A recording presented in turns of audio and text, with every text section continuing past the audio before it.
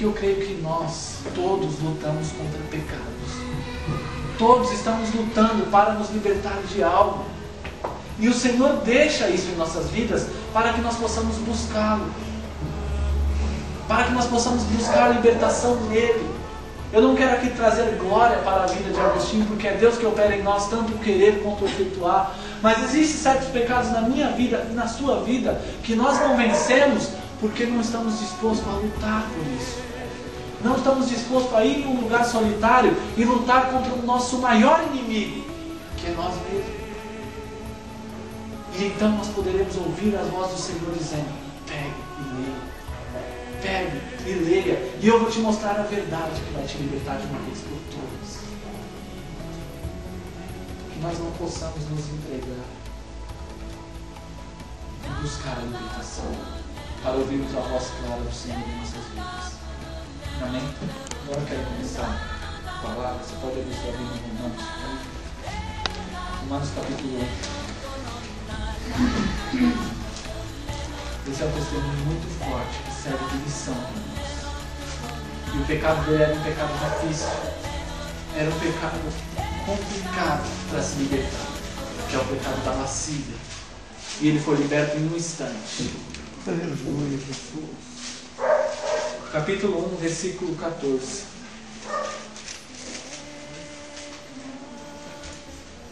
Amém? No versículo 14 ele diz assim: sou devedor tanto a gregos como a bárbaros, tanto a sábios como a ignorantes. Por isso estou disposto a pregar o evangelho também a vocês que estão em Roma. E o versículo 16: não me envergonho do evangelho, pois é o poder de Deus para a salvação. Amém. Nós encantamos Paulo falando, do nada ele pega e fala que ele não se envergonha do evangelho. Quero deixar claro aqui que a vergonha que Paulo estava falando aqui não é a vergonha de dizer que é cristão. Porque se uma pessoa tem isso, ela deve se perguntar se ela realmente é um cristão. Ele não estava com vergonha de se dizer cristão. Ele estava falando que não se envergonhava da mensagem do evangelho. Ele estava falando isso porque na carne nós temos todos os motivos do mundo para se envergonhar do evangelho. Porque a mensagem do evangelho não é essa que nós ouvimos hoje. A pregação da palavra: Jesus te ama, Jesus tem um plano maravilhoso, Jesus quer resolver todos os seus problemas, Jesus quer te dar a tua melhor vida agora. Isso não traz vergonha. Mas o evangelho verdadeiro, para a carne, traz vergonha porque ele é contrário a tudo. Ele é contrário à cultura. É contrário a todos. No tempo de Paulo, aos judeus, a mensagem dele ia totalmente contra os judeus.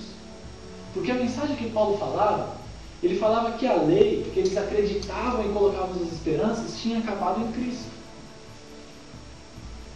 E ele falava que ele não tinha vergonha de pronunciar isso. Para os gregos naquela época, era o pessoal que se dizia ter a sabedoria, as filosofias gregas. Paulo chegava para eles e falava que aquela sabedoria deles era terrena e diabólica. Esse tipo de sabedoria não vem dos céus, mas é terrena e demoníaca. Pois onde há inveja e ambição egoísta, aí há confusão em todas as espécies de males. O evangelho é loucura para todos. E no versículo 14 nós entendemos que o evangelho é loucura para gregos, que são os ricos, para bárbaros, que são os pobres, para sábios e ignorantes. Não importa o tipo, a estatura que a pessoa seja, o evangelho é uma loucura. O evangelho nunca vai ser adequado à sabedoria deles. Mas aí a gente se pergunta, por que o evangelho é essa loucura? Por que as pessoas não devem aceitar o evangelho com sabedoria humana? Você já pensou em um porco? Você chegar para um porco e dizer para ele que estar na lama é ruim, e que estar limpo dentro de casa que é gostoso, que é confortável? O porco vai dizer que você está louco. Por quê? Porque ele ama a lama. Ele ama a sujeira. É isso que o evangelho faz. O evangelho chega para as pessoas que amam o pecado, ama a lascívia, ama a masturbação, ama a pornografia, ama a autopiedade, o amor próprio. E o evangelho diz totalmente ao contrário. Como que esse evangelho não vai ser uma loucura? Sabe por que o Evangelho é uma loucura? O mundo diz assim: há muitas pessoas boas e que fazem o bem. Quantas vezes você já não ouviu isso? Mas o Evangelho diz: não há nenhum justo, nenhum sequer. Não há quem faça o bem, não há quem tenha. O mundo diz: liberdade é o direito do homem, somos todos livres. O Evangelho diz: não há ninguém livre, são todos escravos do pecado. E só serão livres se o Filho libertar. Essas são só algumas coisas que o Evangelho contraria à nossa cultura. O mundo diz: a finalidade do homem é ser feliz. Infelizmente, isso tem entrado dentro da igreja. O homem tem se convencido que a finalidade da criação dele é ser feliz. Mas a Bíblia, o Evangelho, diz que a finalidade do homem é glorificar a Deus. Aleluia. O Evangelho nunca vai ser amigo deste mundo. O Evangelho nunca andará de mãos dadas neste mundo. O Evangelho sustenta o único caminho de salvação para este mundo. Eu estou dizendo isso por quê? Porque se nós quisermos pregar o Evangelho, nós temos que pregar o Evangelho. Perguntaram para um pastor se ele é contra o evangelismo. Ele disse que sim e não. O evangelismo que é praticado hoje, ele é contra. O evangelismo bíblico, de forma nenhuma. Porque o evangelismo bíblico, quando nós formos pregar a palavra de Deus, nós seremos contrariados. Nós seremos motivos de risos e chacotas. E eu vou te mostrar isso em toda a Bíblia. Nós encontramos isso no livro de Atos. Atos 14:1. Em Ícone, Paulo e Bernabé, como de costumes, foram à sinagoga judaica. Ali falaram de tal modo que veio a crer grande multidão dos judeus e gentios. Agora a outra parte. Mas os judeus que tinham recusado a crer incitaram os gentios e irritaram-lhes os ânimos contra os irmãos. Os homens nunca suportarão a mensagem do Evangelho. Ou eles se converterão, ou eles se colocarão contra nós. E sabe qual que é o nosso problema? Porque quando nós estamos evangelizando, nós queremos usar a nossa sabedoria para convencer a pessoa a se entregar a Cristo.